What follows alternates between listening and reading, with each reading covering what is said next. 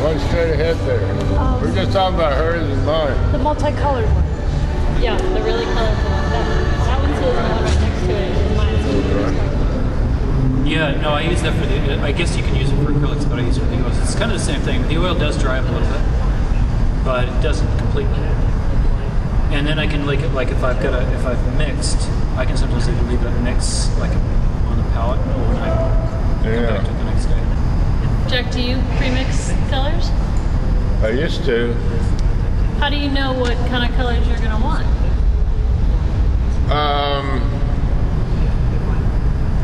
Well, some of it, I think it started with a problem that the manufacturer created. So they started making what I call designer colors. Yeah. And a lot of them you don't need. Right. And I think somehow I was fighting that, and because I wasn't sure initially what they were doing. I still don't know what they think they're doing. I mean, they're trying to sell a label, I guess. And sometimes I just go to a store and I buy the pigment that's a pure yellow or a pure blue or something. And like if it says permanent green, you know it's got yellow in it and it's got blue in it. Mm-hmm. Right, if you put that on your palette, in a way you already have two colors on your palette. You put another yellow, if you put the same yellow down, you've got it in there twice. Real fast when you're painting outside and you hit one of these designer colors, you don't know where it's going to go. Yes. So, how do you bring that down to some sort of thing you can control? Do you ever just take your primary colors out and just mix everything down from that as you go? Well, I start off that way, but if I'm painting, then, the demands of what you're painting begin to override something like that. So I wind up sort of solving the problem as far as I want to understand it, and then just go on and paint a painting. What do you do? I try to keep as few colors as possible.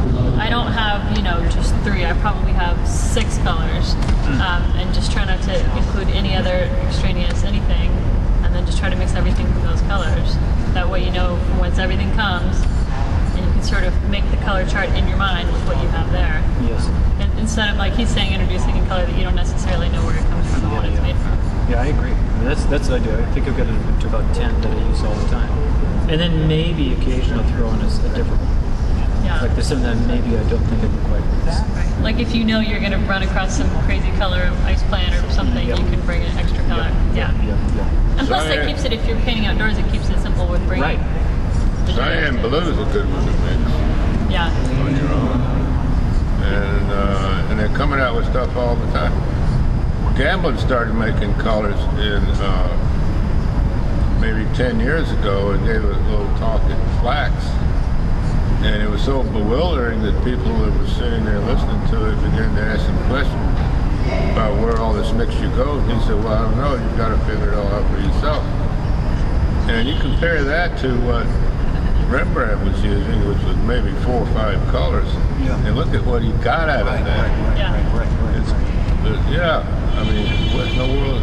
It's going the other way. Now they got more stuff, and you got to bring it in. Yes. Okay. You don't need it. I mean, it's an overload. And the whole idea that it's, because I like to consider it's about values first. If I get the values, and it's like talking about even monochromatic painting, it's more about the values than it is about the color, because it can be any color, but I can still get what I want. Right. And a certain kind of atmosphere. Right. And in fact, that's a lot of fun. I mean, the whole thing for me about working with the people who are teaching and they want to get all the colors in there. And I just say, no, do it monochromatically first. If you do it that way and get what you want, color is kind of... Yeah. Then there's a magenta, too, that's very hard to mix. Those 2 colors. They're the intense magenta. Again, it's just called magenta. It's not. I don't like Liquitex. I don't like most of the other acrylic lines besides this one. So got spoiled with mural paints. What? I got spoiled with mural paints. Oh. Buy them in a gallon, just like the gallon in here. Inexpensive for the amount of paint you get. Really, really a good buy, and they last indefinitely. Is that Dana color? No, it's Nova Color. They're the only manufacturers in the U.S. When I went to the Art Institute, they had a They did, class. but all those We went to the factory. places at the Bose Jack. How do Yeah. you mix those? Those are. It looks like an ultramarine with a It's- little bit of a purple or something. A little bit of yellow A little bit of yellow. and white. Yeah, I learned that from Brian Blight, and when I learned it from him, I thought that's not going to look right, and it really, because especially if you're painting a lot of water with it, because you know the water is kind of like purpley blue, and so you want this guy to be just a little different, Yeah. and I think it really works. It's kind of counterintuitive. It is, but some of those mixtures are. Yeah, I just wouldn't think that they'd work. yeah. I've used a mixture of a purple to green for years to get a beautiful gray that is not a Payne's gray, it's much richer.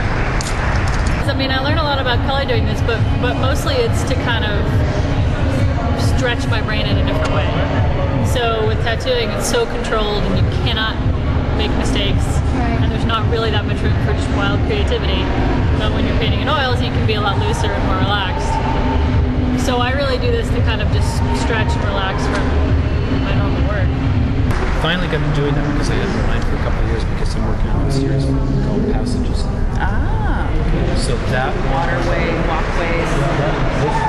yesterday actually. Great. And where's this?